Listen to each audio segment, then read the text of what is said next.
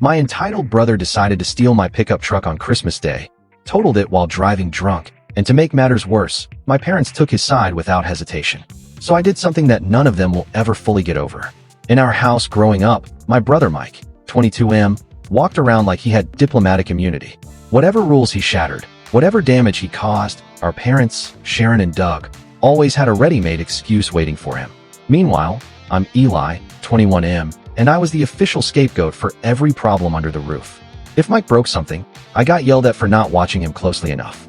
If he bombed an exam, apparently I should have tutored him better. You know the drill.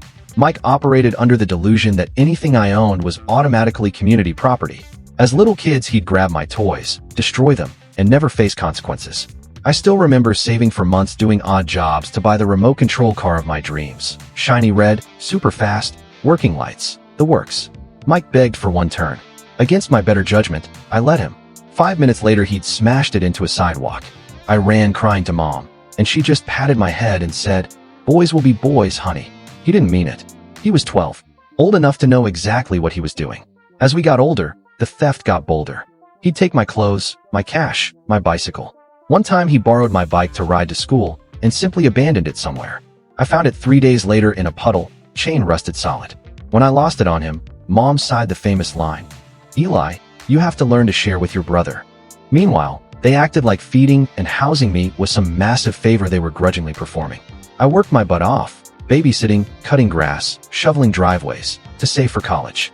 Even then, asking for $20 for gas turned into a 30-minute lecture about personal responsibility and how they weren't made of money. But Mike? The prince could wreck anything, and they'd replace it instantly. His first car, an old Corolla, lasted 6 months before he wrapped it around a tree. They bought him another.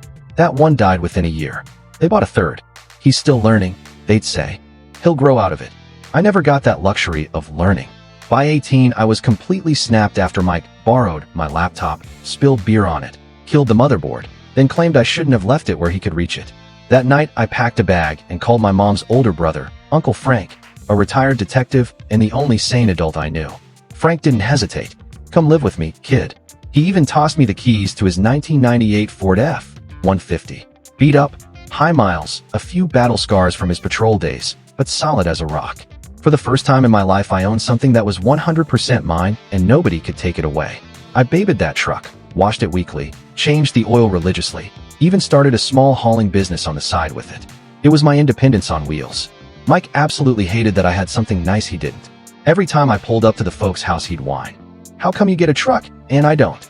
I'd remind him Uncle Frank gave it to me, not Mom and Dad, but facts never mattered to Mike. Everything exploded when Mike totaled his third car, again, by street racing. He showed up at my parents' house crying poor. Of course, Mom's eyes landed on me. "Eli, honey, can't Mike just use your truck for a few weeks until he gets another one?" My answer was immediate. Absolutely not. Mike looked like I'd slapped him. Mom and Dad tag-teamed the guilt trip. "He's your brother. Family helps family. You can take the bus for a little while." I didn't budge. That truck was my job, my freedom, my lifeline. Lending it to Mike would be like handing him a loaded gun and saying, "Try not to shoot me." They treated me like I'd murdered someone for saying no. I started second-guessing myself. Classic family conditioning, but I held the line. I should have known no isn't in Mike's vocabulary. To him, it just means ask again later or take it anyway. A few days after I refused, I walked out of work and my truck wasn't in its usual spot. Panic, then rage. I called him. He answered all casual. "Relax, bro. Just needed it for a quick errand. I'll have it back in an hour." I threatened to call the cops. He laughed. Turns out the older F-150s can have duplicate keys cut with just the VIN. He'd gone through the trouble of making one behind my back. When he finally rolled in, the truck was disgusting. Mud everywhere, burger wrappers on the floorboard, cigarette smoke baked into the seats. He tossed me the keys like he'd done me a favor. I lost it in the parking lot while coworkers pretended not to watch. That night, I told Uncle Frank everything.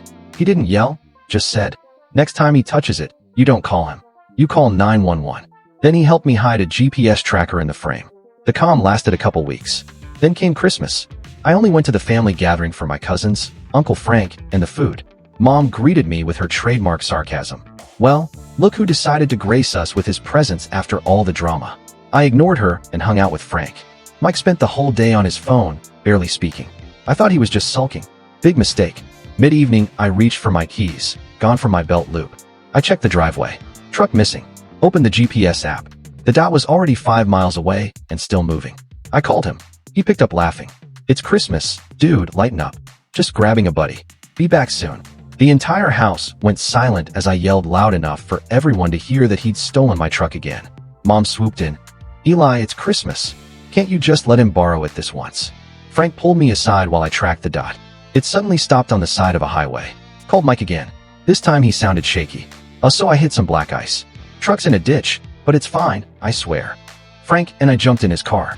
By the time we got there, my beautiful F-150 was nose down in a snow-filled ravine, front end crumpled, headlights smashed, grille folded like paper. Mike stood on the shoulder looking annoyed more than sorry. "It's not that bad," he insisted. "Mostly cosmetic." A state trooper rolled up minutes later. Someone had reported the single vehicle crash. Mom and Dad arrived right behind him, ready to spin the story. Mom actually tried. "Officer, there's been a misunderstanding. Eli was driving, not Mike." I cut her off and handed the trooper my phone with the live GPS track and timestamps. Frank added calmly, "You should probably breathalyze him. Pretty sure he's been drinking." Mike blew almost twice the legal limit. Plus his license was already suspended from previous tickets. Cuffs came out. Mom wailed and begged. The trooper wasn't having it. Back at the house it turned into a war zone. Mom screamed at me. "How could you do this to your own brother? On Christmas?" I just stared. "He stole my truck, crashed it drunk, and you're mad at me? You should have handled this in the family," she cried. Frank finally snapped. "He committed multiple felonies, Sharon.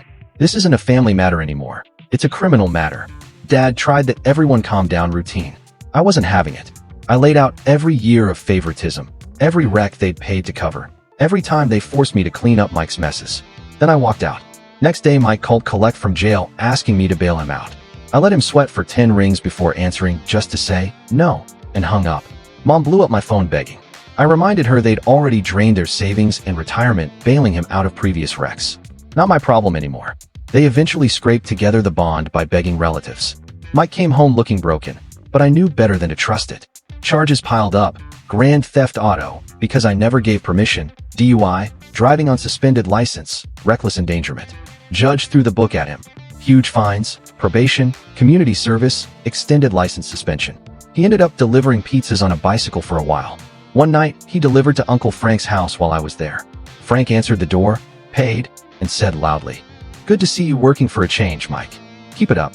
The look on Mike's face was worth every repair bill. My parents still defend him to this day. He's had it so hard. This whole thing has been tougher on him than anyone. I stopped arguing. I just don't go around much anymore. The truck got fixed. Insurance covered most of it after the police report clearly showed theft and DUI. I still drive it every day. Every time I climb in, I'm reminded I finally stood up for myself, and the people who were supposed to protect me chose the thief over the victim. But I'm free now, and that freedom tastes a lot better than any Christmas dinner ever did. If this story hit you in the feels, drop a like, share it with someone who needs to hear they're not crazy for setting boundaries, and consider subscribing for more real-life revenge and family drama stories. Thanks for reading. See you in the next one.